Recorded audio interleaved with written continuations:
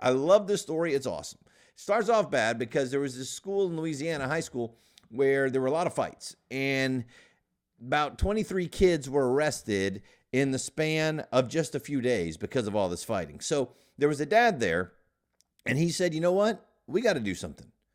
Who cares more about our kids than us? So he got together and started this thing called Dads on Duty at Southwood High School in Louisiana. They come in just before 8 a.m., the dads do. They help the kids get ready as they enter campus. They give them words of encouragement, and they walk the halls to make sure the students are getting to class on time, that they're looking good, they're feeling good, and they're not getting into fights. Michael R. Lafitte II started this thing. He said, we just got to walk around, give good energy, speak to the kids. You know, it makes a difference when kids know their parents are on campus. We just made the initiative to come and walk around, said another dad, Zachary Johnson. Lafitte, again, he said, we're dads. We decided the best people who can take care of our kids are who? Us. Yeah, exactly right. So what do the students think? One female student was asked about it, and she was asked, all the violence stopped. Yeah, that's right. Not a single fight since the dads came. How can it be? She said, hey, you ever heard of a look? And she was talking about that parent look, and y'all know what she's talking about. Another student, the school has just been happy. You can feel it. Yet another, I immediately felt a form of safety. We stopped fighting. People started going to class. How about that? Dads getting involved. Dads being important. The dads on duty said, not everybody has a father figure at home or a male period in their life. So just to be here makes a big difference. Yeah, dads matter. I was thinking about this a lot.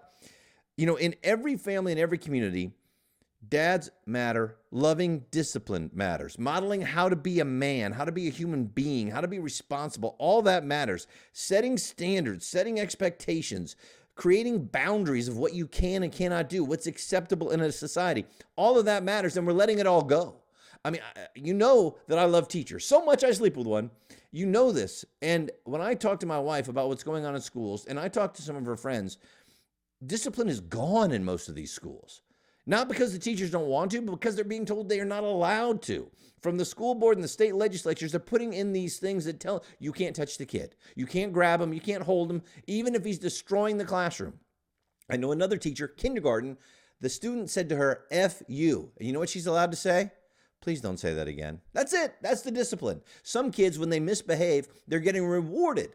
You need to have a cool down walk with your teacher. You need to go play a game with the counselor. So the more I misbehave, the more fun I get to have. Oh, this is great. This is and that's just at the lower levels of our education system. I don't know what's going on at the high schools, but at the state, district, and local level, we have eliminated most discipline. And we have this nonsense about, well, it's harmful to the child. We don't want to hurt their self-esteem. No, you get self-esteem by controlling yourself. Well, it might be deemed racist if we discipline this child. Why? Discipline everybody the same. It doesn't matter what your skin color is. You got to talk to teachers and find out exactly what's going on here because it's unbelievable. So what do we need to do? We need dads like this to start taking responsibility and start helping. And we need to vote in new school board members, new state legislators to turn this thing around.